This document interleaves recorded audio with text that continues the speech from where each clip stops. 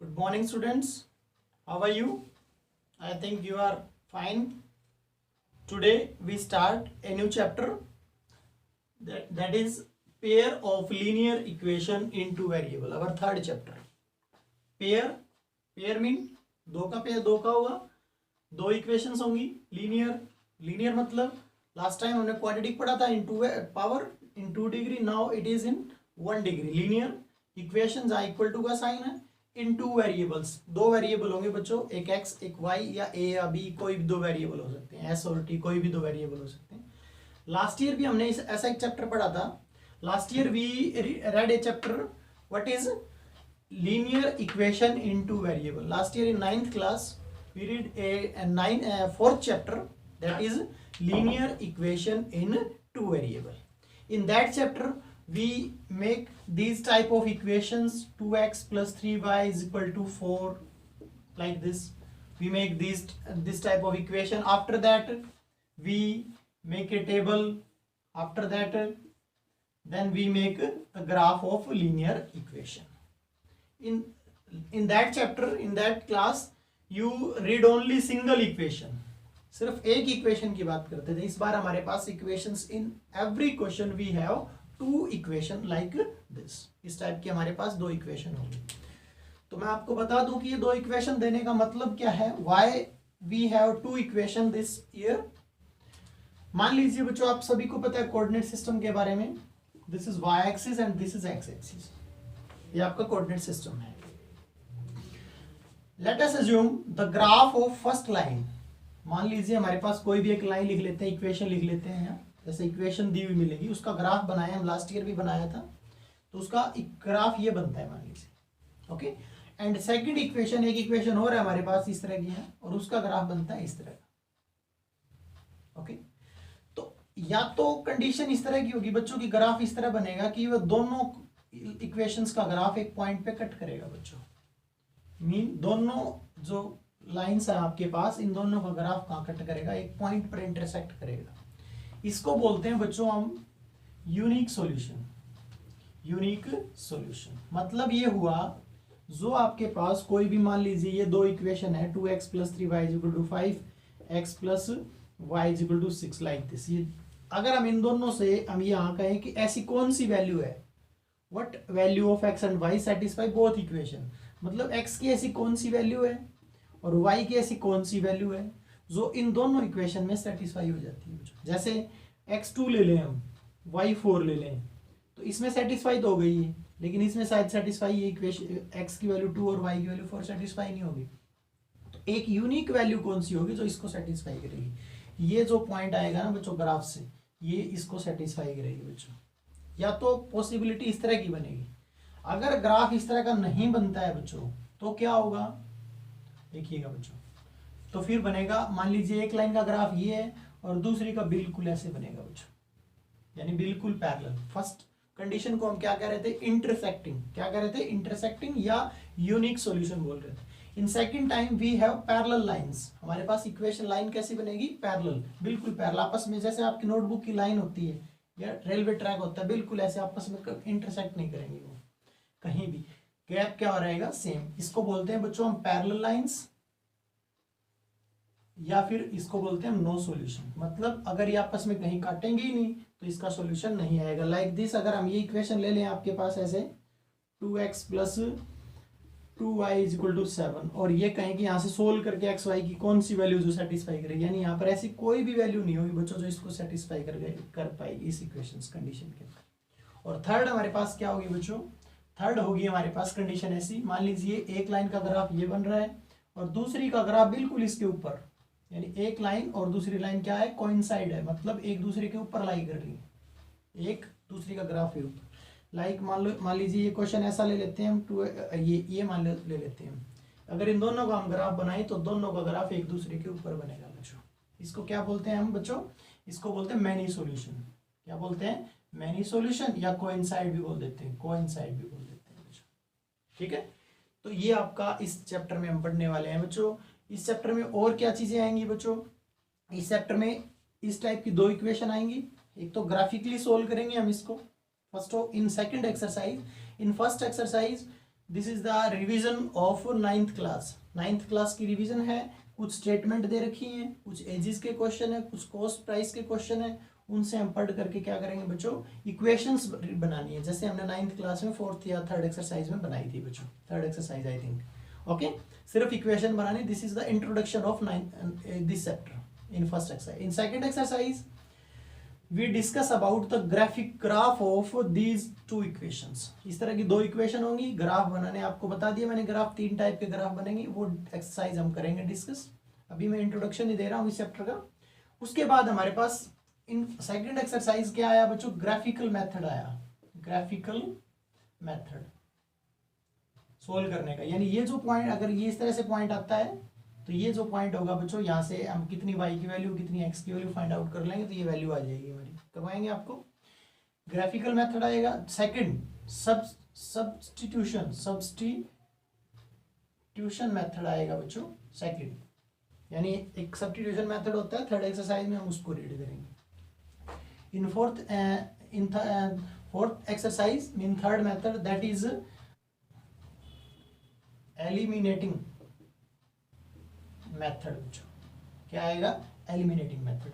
और in next exercise 4th rule cross multiplication method बच्चों, cross multiplication method बच्चों। ये हमारे पास 4 मेथड आएंगे बच्चों इसका, ठीक है। और कुछ स्पेशल क्वेश्चन होंगे लास्ट में, तो ये थोड़ा सा बड़ा चैप्टर है, लगभग टाइम लगेगा हमें 10 दिन का, तो आप अच्छे से इस चैप्टर को करेंगे बच्चों। शायद समझ में आ रहा होगा क्या करवाया मैंने, कि ये 4 टाइप के मेथड आएंगे, ठीक है। तो आज हम सिर्फ इंट्रोडक्शन ही करेंगे और ये बताएंगे कि इक्वेशन बनती कैसे। 1-2 क्वेश्चन हम स्टेटमेंट पढ़ेंगे और स्टेटमेंट रीड करके और बनाएंगे कि इक्वेशन बनेगी कैसे बच्चों। एक आध क्वेश्चन इस तरह के लिए depend on ages. We have first question in 3.1 exercise, that is Aftab tells his daughter. कोई आफ्ताब है, वो अपनी डॉटर को क्या बोलता है, 7 ईयर अगो। तो सिंपल सी बात है, आफ्ताब है और उसकी डॉटर है, तो ऐसे क्वेश्चन में हमें उनकी एज लेट कर लेनी चाहिए। तो क्या करेंगे, let the present age of Aftab. ये ध्यान रहे हमेशा हर क्वेश्चन के अंदर कैसी एज लेट करनी है हमें, प्रेजेंट एज। आफ्ताब की प्रेजेंट एज कितनी मान लेंगे, y ईयर्स, और let the present age of his daughter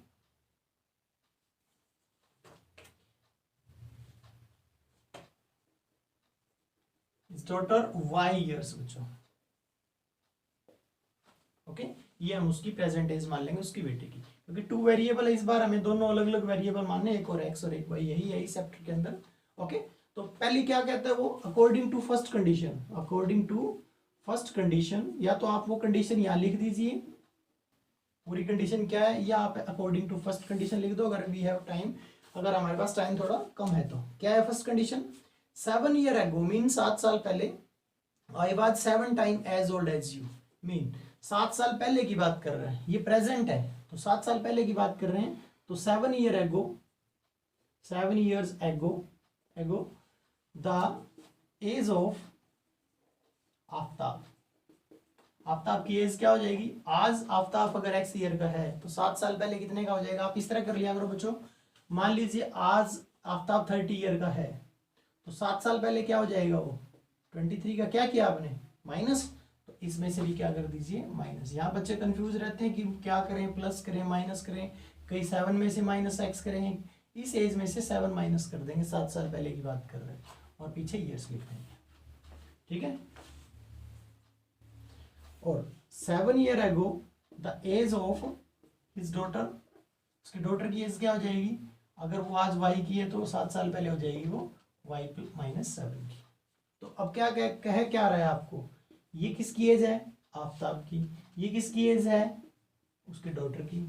अब देखिए कौन बड़ा है इसमें, आफ्ताब बड़ा है, छोटा कौन है, उसकी डॉटर छोटी है। तो वो कह रहा है कि 7 साल पहले कितना, आई वाज 7 टाइम, ये कहता है मैं 7 गुना बड़ा था आपसे, 7 टाइम, तो ये 7 टाइम बड़ा है तो इसको 7 से मल्टीप्लाई कर देंगे। बच्चे दूसरी मिस्टेक यहाँ ये करते हैं, कहते हैं कि सर आफ्ताब 7 टाइम बड़ा है तो आफ्ताब को मल्टीप्लाई करो। आप एक काम करके देखो बेटा, मान लीजिए आफ्ताब यहाँ है 49 ईयर्स का इस टाइम, या आप 42 ईयर्स का मान लीजिए, और उसकी बेटी है 6 साल की, तो देखो ये कितने टाइम बढ़ा है इससे, 6 7 जा 42, 7 टाइम बढ़ा है ना। अगर हमने क्या इसको 7 से मल्टीप्लाई कर दिया तो क्या ये इक्वल हो जाएंगे बच्चों? हमें इक्वेशन में इक्वल वर्ड लेके आना है। क्या ये इक्वल हो जाएंगे? नहीं हो पाएंगे बच्चों, ये और बड़ा हो जाएगा, ये 6 ही रहेगा। तो करना क्या, आपको जो छोटा है ना, ये जो छोटा है इसको 7 से मल्टीप्लाई करना है आपको। तो अब देखो क्या हो जाएगी, ये 42 और ये 42 इक्वल हो जाएंगे। यानी ये कंडीशन क्या है, क्या क्या कह रही है ये बात, क्या कह रही है? सिर्फ इक्वेशन का मतलब समझो कि लेफ्ट साइड और राइट साइड दोनों क्या है, इक्वल है। अब जाके इक्वल हुई है अगर हमने छोटे को 7 से मल्टीप्लाई कर दिया। Now simple, you multiply this by 7 by minus 49, you take on all on left hand side x minus 7 by और माइनस 7 और 49 इधर आगे प्लस का हो जाएगा। ये आपकी फर्स्ट इक्वेशन बन जाएगी बच्चों, और ये हो जाएगा आपका 42 इक्वल टू 0। ये आपकी फर्स्ट इक्वेशन बन जाएगी फर्स्ट कंडीशन से बच्चों। एक इक्वेशन जो बनी हम यहाँ लिख लेते हैं, x माइनस 7y और plus 42 equal to 0। Second condition क्या है हमारी, ध्यान से देखिएगा। सेकंड कंडीशन क्या रीड कर रहे हैं हम? सेकंड कंडीशन क्या है, लिखेंगे यहाँ according to second condition. According to second condition क्या है, after also 3 year from now, वो कहता है अब से 3 साल बाद, ये प्रेजेंट एज है, 3 साल बाद क्या हो जाएगी, लिखेंगे after 3 year, after 3 years age of Aftab. Aftab की एज क्या हो जाएगी, 3 साल बाद कितने का हो जाएगा, 3 ऐड कर देंगे, बाद की बात करेगा तो। और 3 year age of his daughter कितने की हो जाएगी, उसकी डॉटर हो जाएगी y प्लस 3 ईयर की। अब देखो ये तो 3 साल बाद आफ्ताब है, ये 3 साल बाद उसकी डॉटर है, ठीक है। हम दोनों को क्या करना चाहते हैं, इक्वल। तो क्या है, पहले कंडीशन पढ़िए, also 3 year from now I shall be 3 time as old as you. तो कहता है 3 साल बाद की बात करें तो ये आफ्ताब कितना गुना रह जाएगा, 3 टाइम्स रह जाएगा। तो इसको छोटे को फिर 3 से मल्टीप्लाई कर दो, तो this is our third equation. Now you solve this one, 3y plus 9 x minus 3y, और 3 और 9 को इधर ले आइए आप, x माइनस 3y और minus 6 equal to 0। This is our second equation. In full chapter, in every exercise you make 2 equation first of all. There are many type of question, as is question, cost price questions, numerator by denominator यानी fraction questions, something more 2-digit questions, speed questions, speed time and इस type के question आएंगे, बहुत type के questions आएंगे। सिर्फ आपको conditions याद रखनी है, जैसा बोले वो करना है बच्चों। ये ध्यान रहे, इक्वेशन जो बना रहे हैं हम इक्वल करना होता है इनको, ये कंडीशन ध्यान रखना बच्चों। बच्चे एक रट्टा मार लेते हैं कि क्रैम कर लेते हैं कि इसको 3 से मल्टीप्लाई कर देंगे, बड़े को अगर 3 से मल्टीप्लाई कर दिया तो और बड़ा हो जाएगा वो। तो हमें ध्यान से सोचना है कि मल्टीप्लाई करेंगे तो छोटे को करेंगे, हाँ डिवाइड कर रहे हो तो आप बड़े को कर सकते हो। ओके, ये याद रखें आप। तो आज आपका इंट्रोडक्शन टॉपिक था, आप 3.1 एक्सरसाइज है, 3-4 क्वेश्चन वो कीजिए। नेक्स्ट क्लास में हम सेकंड एक्सरसाइज करेंगे, और फर्स्ट मेथड होगा हमारा कौन सा, graphical method of solution of linear equation in 2 variable. Okay, तब तक के लिए